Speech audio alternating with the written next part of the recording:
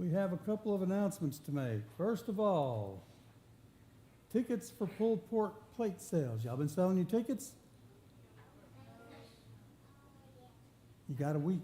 I keep on forgetting. You got a week. Every time I go home, I'm like, tomorrow I gotta bring those things. Being the next morning. And I just forget. It doesn't work. Obviously, you couldn't set up the Well, we have a week.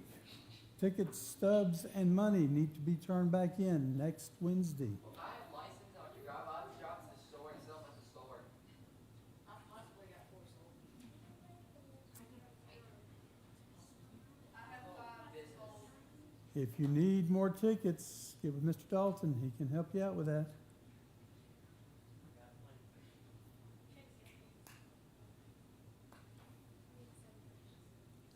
Let's see. Communion will be served this coming Sunday. Church board meeting will be this Sunday evening. WMS zone meeting will be Tuesday night at 6:30. And that will be here at Forest Grove, and they will have finger foods afterwards.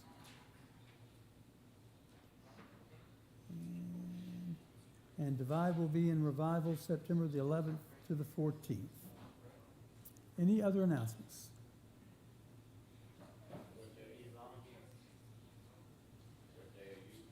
The 14th, Wednesday night.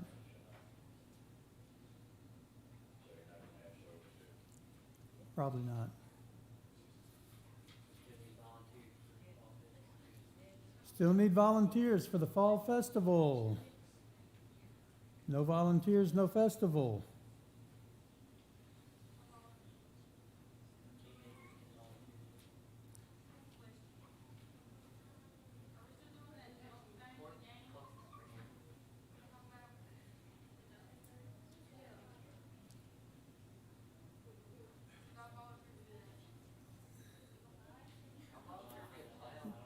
Did anybody sign up for it?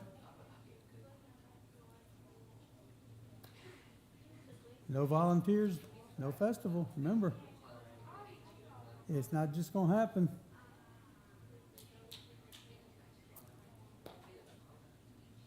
All right, do we have any prayer requests?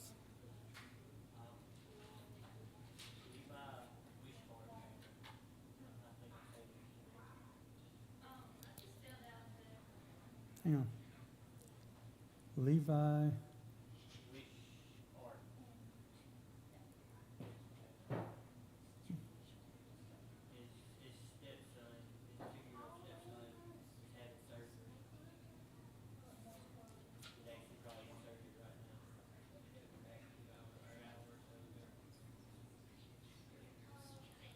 So Levi's stepson, 2-year-old stepson, is in surgery.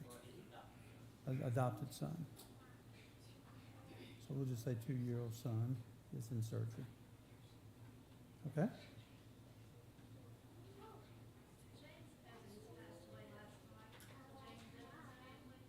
James?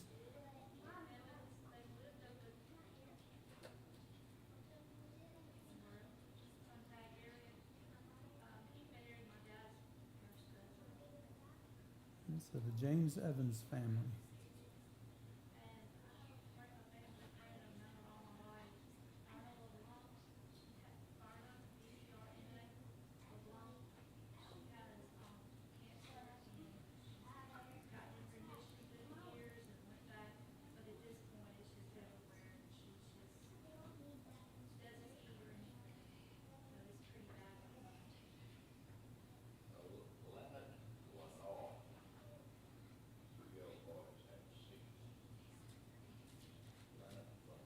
Leonard Leonard.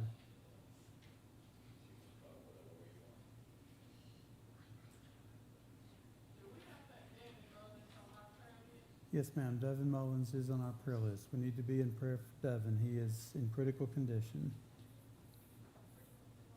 Also, put Ms. Selner on your prayer list.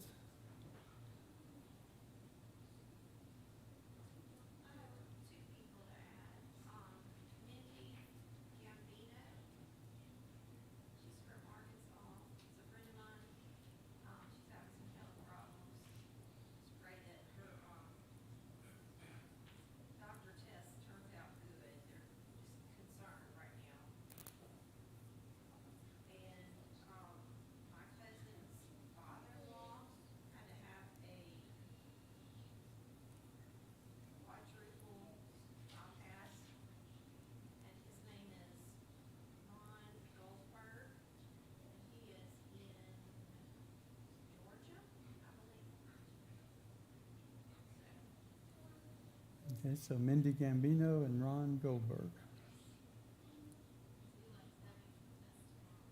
And Miss Elaine.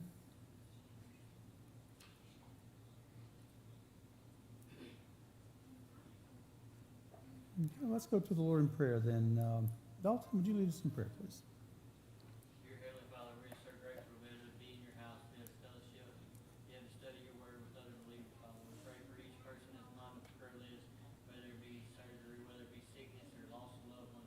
Lord, you know each and every need. We ask that you just place a special touch upon those, upon the families of those. Father, we thank you and we praise you. Amen.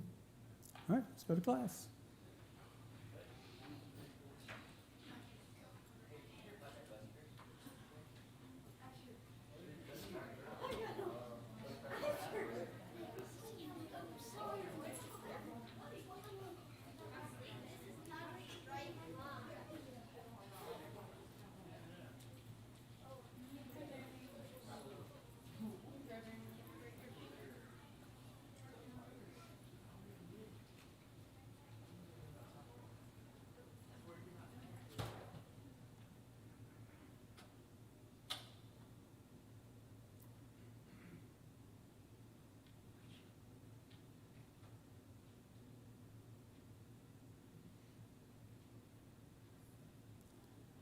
Who knows the chorus, "What a Mighty God We Serve"?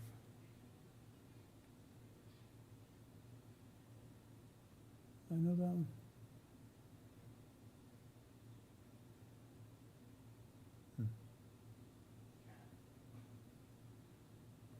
What a mighty God we serve. What a mighty God we serve. Angels bow before him. Heaven and earth adore him. What a mighty God we serve.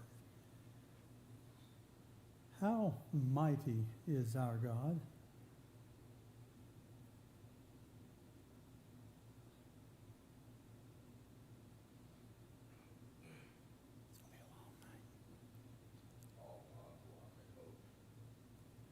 In the beginning, God created the heavens and the earth. And the earth was without form and void, and darkness was on the face of the deep, and the Spirit of God was hovering over the face of the waters. And God said, "Let there be light." And there was light. God spoke, and everything came into existence. Genesis 1 gives us the creation story. It's one of those. I'm not going to use the word story because it's not a story, but it's one of those accounts that I think is quite often misunderstood and misrepresented. I'm not here to talk about creation, and we're not going to get into the creation account tonight. We'll do that another time.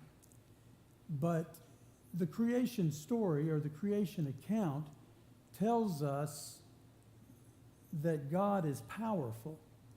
And the way that we know that is because God speaks and things come into existence. Can any of you speak and make something just appear?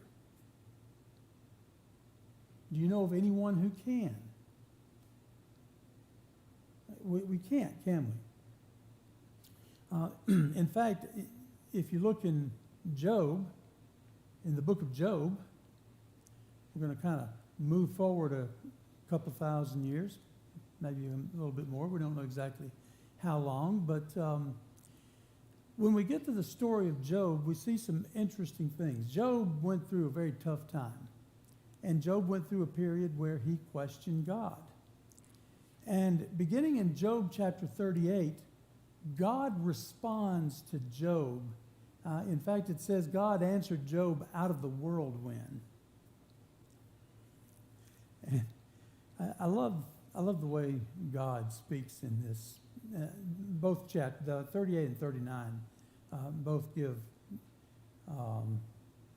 in chapter 40, I think also, but God answers and he says, "Who is this who darkens counsel by words without knowledge?"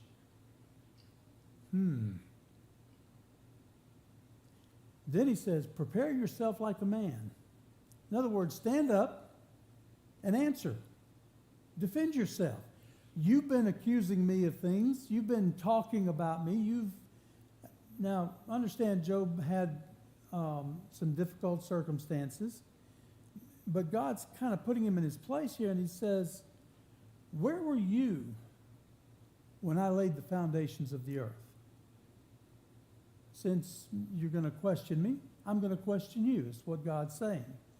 So where were you when I did that? Do you have any understanding? Tell me. Who determined its measurements?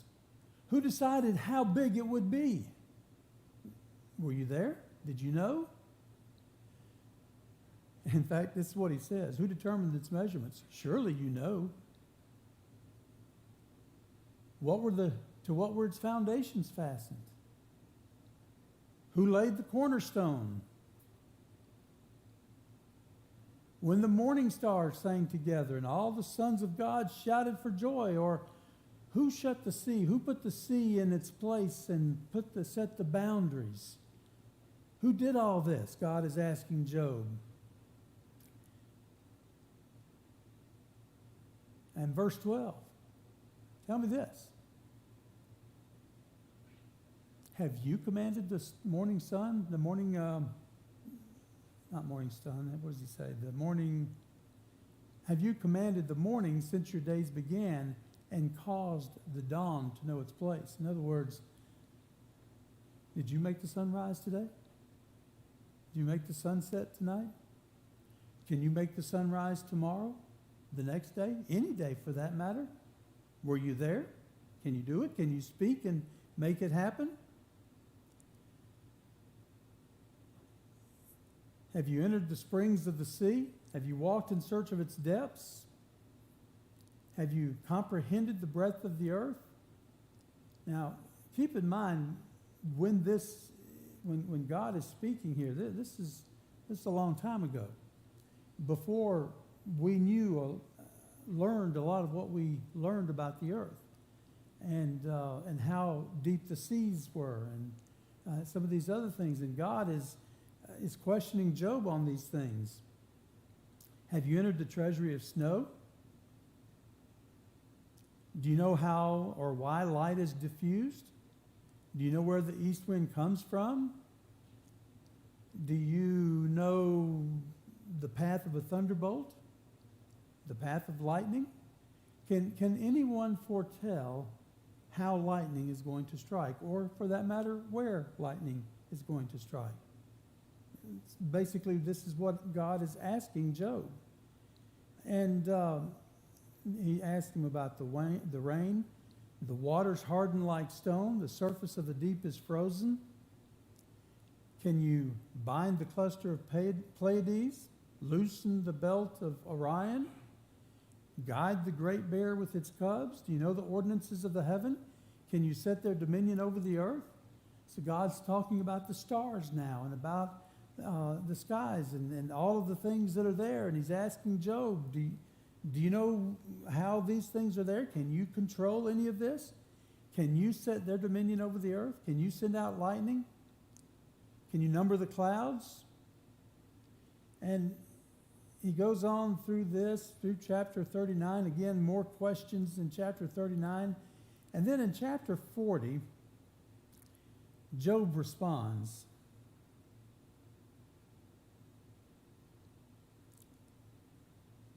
I'm going to put words in Job's mouth, if I may. And if Job were speaking today, this is what he'd say. Man, what an idiot I am.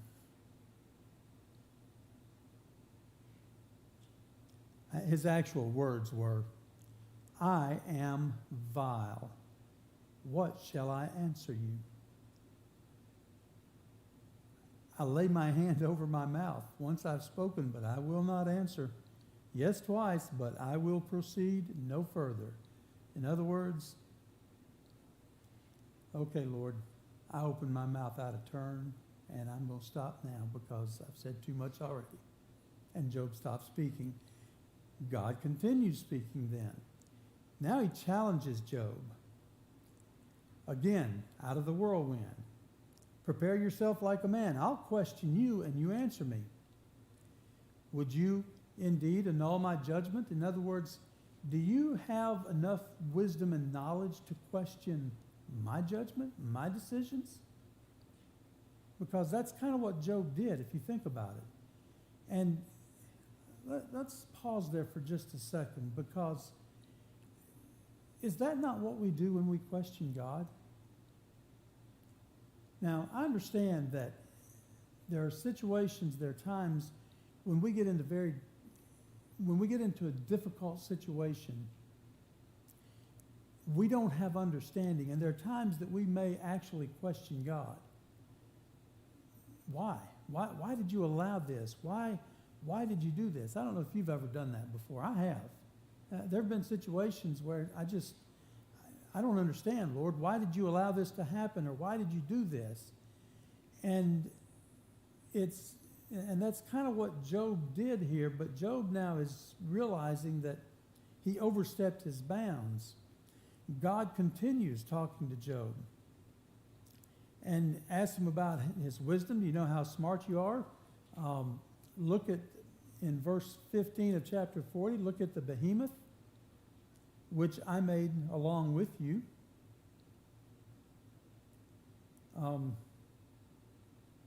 He eats grass like an ox. Look at the strength in his hips, the power in his stomach muscles. He moves his tail like a cedar. Sounds like a really big critter, doesn't it? I'd almost say that sounds like a dinosaur. And he goes on and he continues questioning Job with things that Job finally has to just, okay, Lord, I can't say any more. And he continues this on through chapter 41. In chapter 41, by the way, he talks about dragons. And then he gets to chapter 42, where Job answered the Lord and said, I know you can do everything, and that no purpose of yours can be withheld. Job recognized the wisdom and the power of God and submitted to his authority. Now let's move forward a few more thousand years. Man has learned a little bit more about God. He's experienced more of God. And we come to Isaiah chapter 40. Now, we would think that people, since they've learned so much more about God, would be more surrendered to God. But what happens to Israel and to Judah?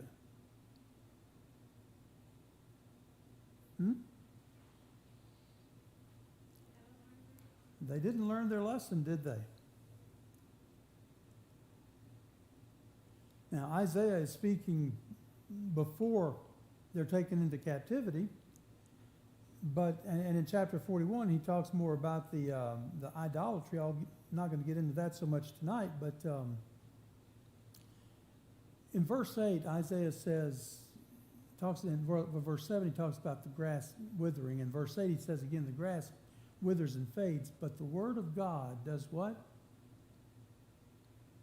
The word of God stands forever. And then he goes on, Isaiah goes on to, he's recording what God is saying, and he goes on to say, the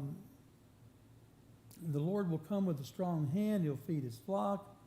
Then in verse 12 of chapter 40, who has measured the waters in the hollow of his hand? Measured heaven with a span. Kind of sounds like Job, doesn't it? God is questioning. Since you're so smart, since you've all done this, who has directed the Spirit of the Lord? Or, as his counselor, has taught him? With whom did he take counsel, and who instructed him? Taught him in the path of justice. Behold, the nations are a drop in the bucket. Lebanon is not sufficient to burn. All nations before him are as nothing. Verse 18, to whom then will you liken God? Now, that's a very important question because it really ties back into everything that we've talked about so far. We started with creation, and God creating by simply speaking and everything coming into existence.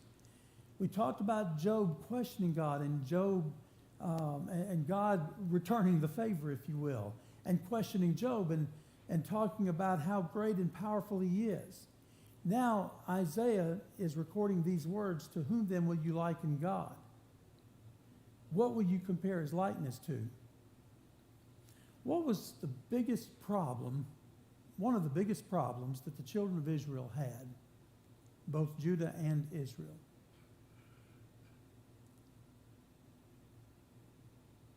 Y'all know what this is?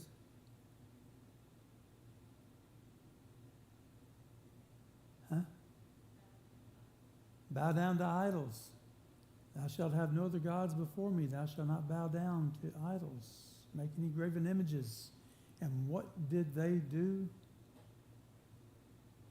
They would defeat a country or defeat a nation and capture them and take their idols and bring them back to Israel and back to Judah and set them up and worship them. Does that make any sense? Now, be careful before you make accusations, because we're going to point that finger back at us here in just a few minutes. The workman molds an image. The goldsmith overspreads it with gold, and the silversmith casts its silver chains. Man makes these images and then sits down or kneels down in front of it and worships it. You just made it. How can you worship that as God? This is kind of what God is saying to them. How is it that you can do that? He goes on to say, have you not known? Have you not heard? Has it not been told you from the beginning? Have you not understood from the foundations of the earth? It is he who sits above the circle of the earth. Now, those are some really interesting words. Why are those words interesting?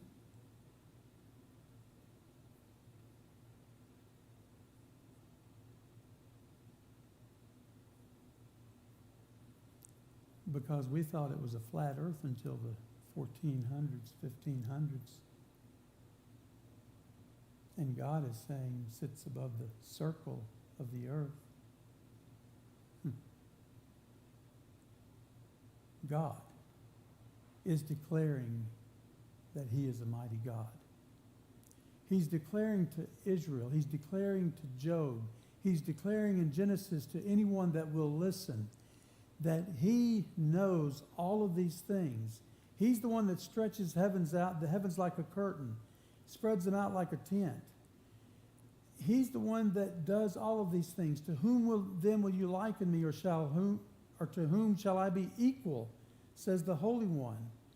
Lift up your eyes and look. See who created these things and who brings out their host by number. He's the one that calls them by name. By the greatness of his might, the strength of his power, not one is missing. Have you not known, have you not heard, the everlasting God, the Lord, the creator of the ends of the earth, neither faints nor is weary, his understanding is unsearchable. Even the youth shall faint and be weary, and the young men shall utterly fall. But those that wait on the Lord shall renew their strength as eagles, shall renew their strength. They shall mount up with wings like eagles. They shall run and not be weary. They shall walk and not faint. What a mighty God we serve. And yet, why is it that still today we, like Israel, like Job, like Judah, still question God? We question God verbally like Job. We question God like Judah and Israel by taking our images, our idols. And those idols, it's not that big, fat, ugly guy that you put up on the mantle. That's not the one I'm talking about. But it's anything and everything that comes before God. That's what an idol is. Remember, thou shalt have no other gods before me.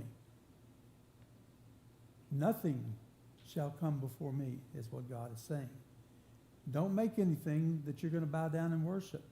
Don't take the name of the Lord your God in vain, and honor the Sabbath day to keep it holy, that day that God set aside at the very beginning. Why is it that we today say that God is a mighty God, but do or act as though he is not? Because that's how we live sometimes. When we live as though God is not in control, I can take care of things myself. I can control things. I can figure it all out. I know the right way to go, the right things to do. So, Lord, I don't need you right now. You can just be my co-pilot. And when I get in rough weather, then I'll call on you. That's kind of what we do sometimes, isn't it? And the whole time, God's sitting there saying, just who do you think you are? Just who do you think you are? And that's a good and a fair question. Just who do we think we are? When we question God, we may not verbally outright question God the way Job did, but I dare say there are times that we have. But we do so when we, like Judah and Israel, worship anything other than God. Oh, I know. We don't put those idols up on our mantles. We don't have them on our shelves. We don't put those gods up there. We don't do all of that. Don't we?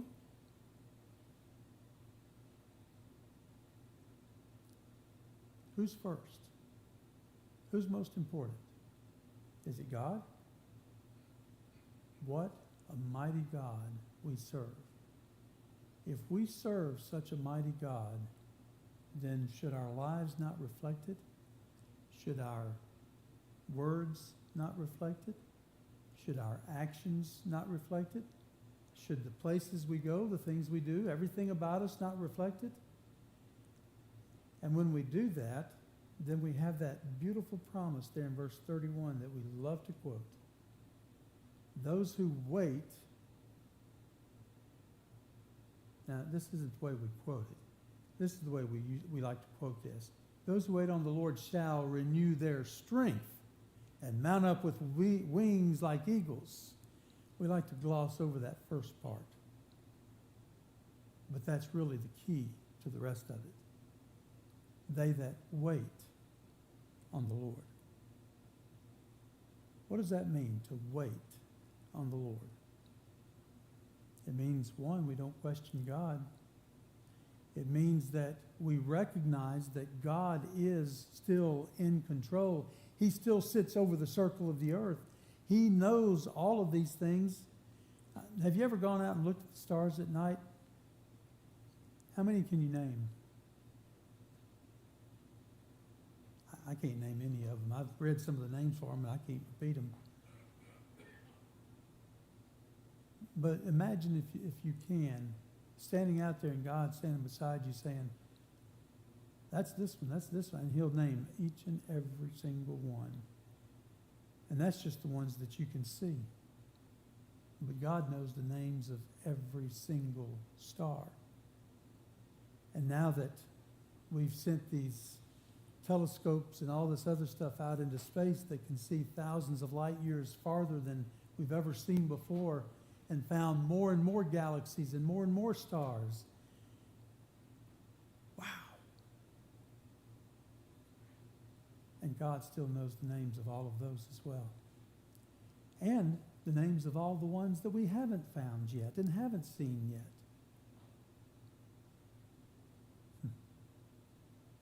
It's a big world. It's a big universe. How small we are compared to that, and yet how small that is compared to God. What a mighty God we serve. It's a reminder to us that we need to put God first. We need to put him on the throne of our lives, on the throne of our hearts and the throne of our lives. And that we wait on him, that we recognize his authority. that we recognize his wisdom, that we recognize that he really does know what's best for us. That's what he told Job. Job didn't understand what God was doing at the time. But the whole time, God is basically saying, it's okay, Job. I'm in control of this. I know what's going on. Because remember, see, we have statements at the beginning of Job that Job didn't know about. Those statements that God said to Satan, you can go this far, but you can't go any further. And that's what God does with us as well. God also protects us just like he did Job. He'll say to Satan, you can go so far and no further. That's it. That's the limit. Because I know what they can take with my help, and you can't go beyond that point. God draws the line in the sand, and no one will cross that line. So if God is that powerful, that great, that amazing, that intelligent, and has that amount of wisdom and knowledge, then should we not sing the song, What a Mighty God We Serve?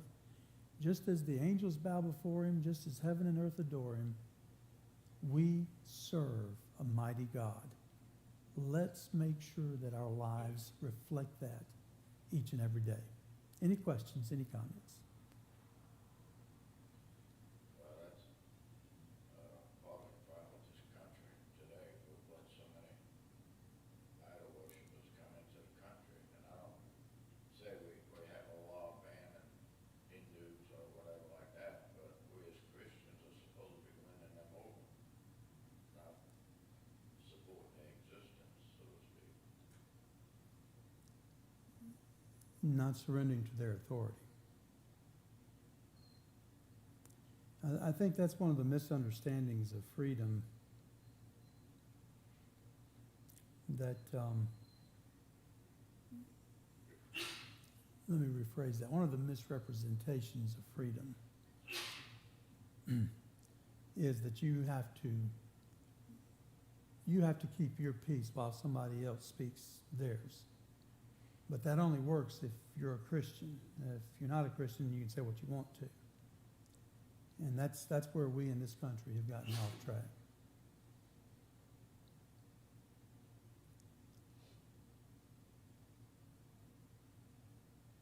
If all hearts and minds are free, let's stand.